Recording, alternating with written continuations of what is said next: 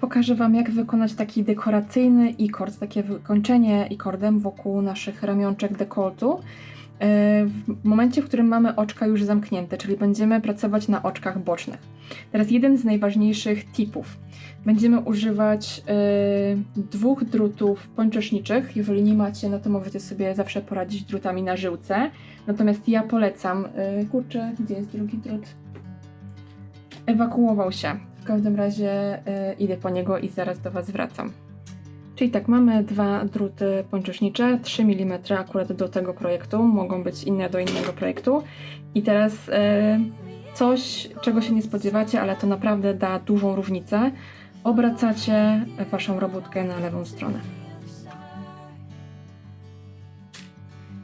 I zaczynacie od środka tyłu. To jest mój przód. Ja sobie zaznaczyłam, że przód jest znacznikiem zielonym oznaczony. Też widać, bo tutaj są rzędy skrócone. Natomiast zaczynacie, jeżeli zaczynacie od dekoltu, zaczynacie od tyłu dekoltu. Jeżeli w razie czego łączenie wyszłoby Wam nie za ładnie, to będzie ono z tyłu.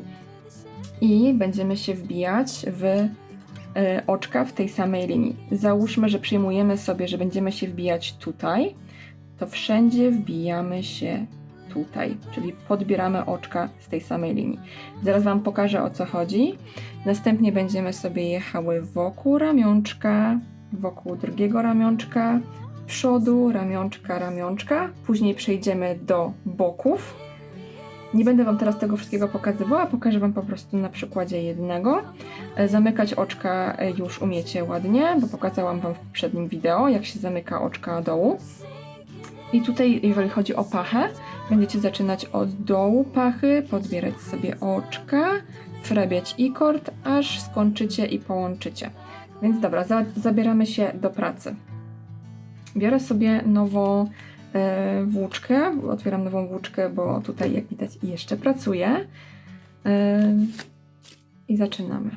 I teraz, używając naszego drutu pończoszniczego, tego jednego, nabieramy sobie dwa oczka. Ja to nabieram po prostu long tail cast on i już. Dwa oczka gotowe.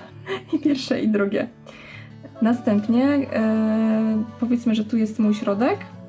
Zaczynam od tego, że wbiję się tutaj drutem. Mam teraz 3 oczka na drucie. Przesuwam tego druta, biorę drugiego i zaczynam przerabiać oczka na prawo. Pierwsze na prawo, a drugie i trzecie poprzez tylne nóżki też na prawo, ale razem. I teraz możecie podebrać sobie z kolejnego oczka jedno oczko, zamieniacie druty i znowu jedno oczko na prawo, 2 oczka razem przez tylną nitkę i podbieracie kolejne oczko.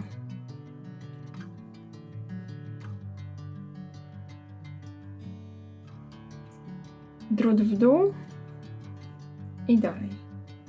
Jedno oczko na prawo, 2 oczka przez tylną nitkę i dalej. To jest banalnie prosta metoda. Wtedy też oczka, jak pracujemy na lewej stronie, one na prawej będą miały dużo ładniejszy brzeg, będą bardziej estetyczne.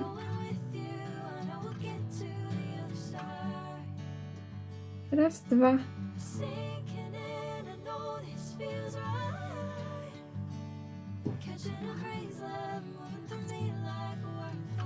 Dlaczego stosujemy na przykład taki brzeg i-cord na wykończeniach? A dlatego, żeby te ramionczka się nie zwijały aż tak mocno. To jest naturalne, że kiedy pracujemy jerseyem, oczka zwijają się do środka, a dzięki temu, że pojawia się na brzegach wykończenie i-cordem, to te brzegi się aż tak bardzo nie rolują. To jest takie sprytne wykończenie, które pomaga nam ustabilizować ramionczko.